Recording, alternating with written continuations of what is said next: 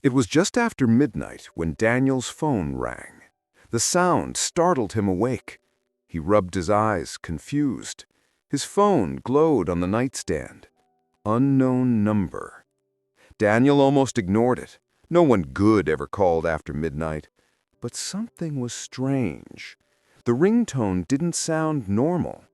It was metallic, hollow, like it wasn't really coming from the phone at all. Against his better judgment, he answered. "Hello?" For a moment, there was only static. Then a voice broke through, a voice that made his blood run cold. "Daniel, listen to me carefully. This is you, from the future." Daniel sat straight up in bed. "What? Who is this? If this is some kind of joke."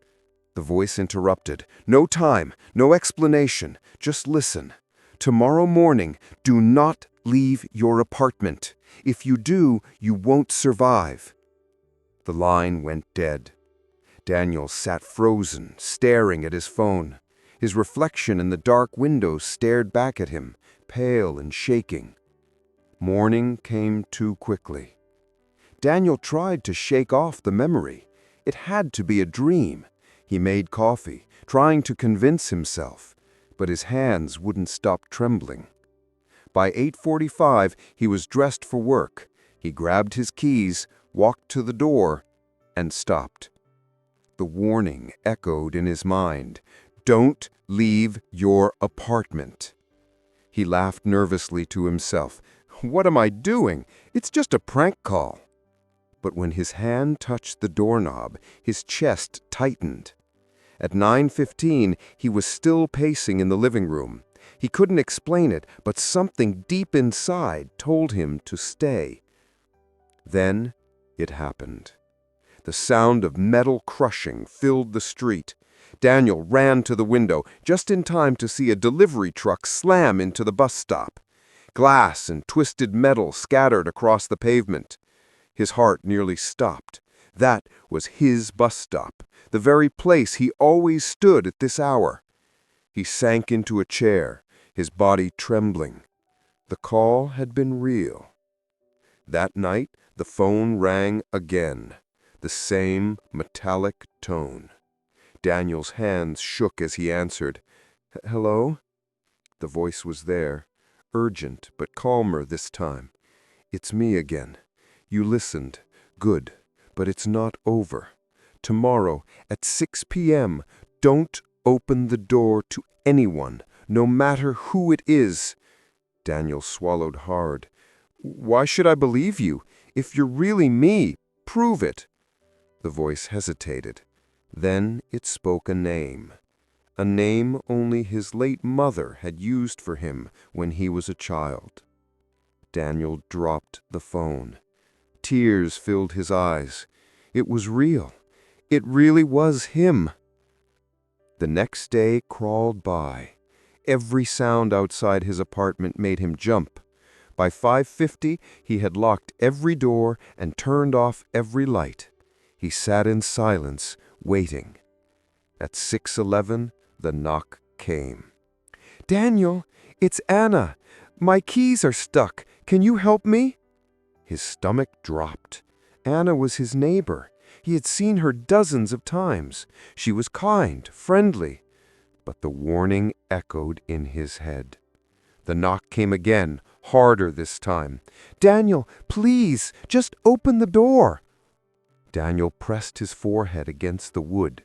He wanted to believe her. He wanted to help her. But his instinct screamed to stay silent. Finally, he whispered through the door, "I'm sorry, Anna, I can't." There was silence. Then the voice outside changed. It grew low, distorted, inhuman. "Clever. You're learning." Footsteps echoed down the hall. Daniel collapsed onto the floor, shaking. At midnight, the phone rang again. What was that thing?" Daniel whispered. The voice sounded tired. "They're not human. They copy voices. They copy faces. They wait for the wrong choice. If you let them in, you're finished." Daniel's throat tightened. "Why me?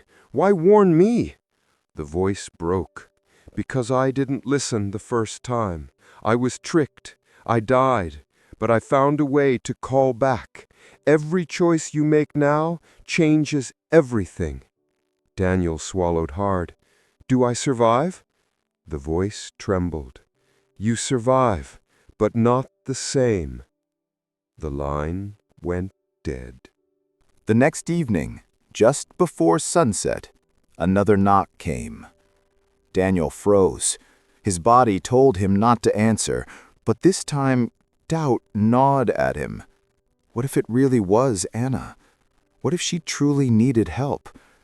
His chest tightened. He couldn't live his life hiding forever. Against every warning, he opened the door. Anna stood there, smiling politely. For a second, relief washed over him.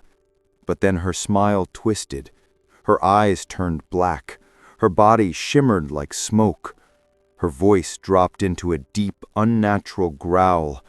"You should have listened." The figure lunged. Daniel screamed and slammed the door, barely locking it in time. The thing scratched and slammed against the wood, its voice shifting between Anna's, his mother's, and even his own.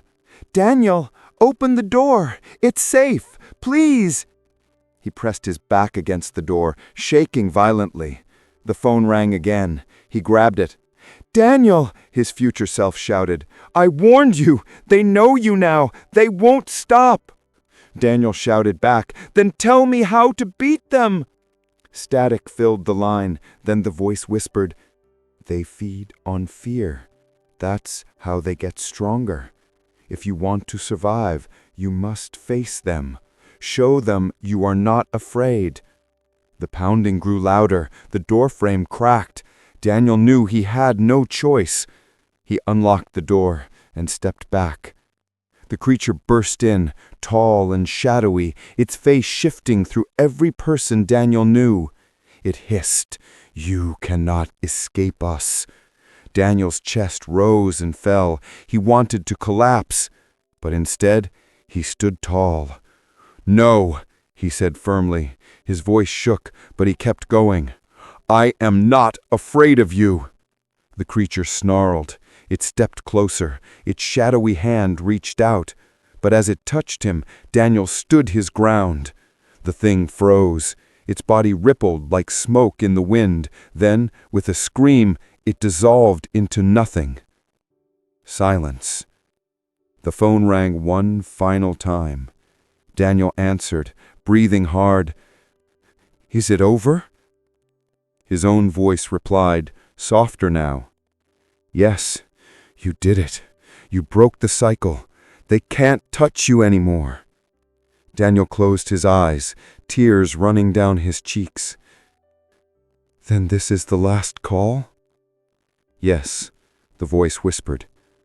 "Live your life, Daniel. Don't waste it." The line went silent. The next morning, Daniel stepped outside. The air was fresh, the sunlight warm. For the first time, he wasn't afraid. The calls had ended. The whispers were gone. But deep inside, Daniel carried a truth. Sometimes the future can warn you, but in the end, courage is the only thing that changes it. And with that thought, he walked forward into the new day, free. If you enjoyed this story and want more whispers like it, don't forget to subscribe and tap the bell. New stories are coming, and you won't want to miss the next one. And click on that like button and share this story with your friends. Thank you.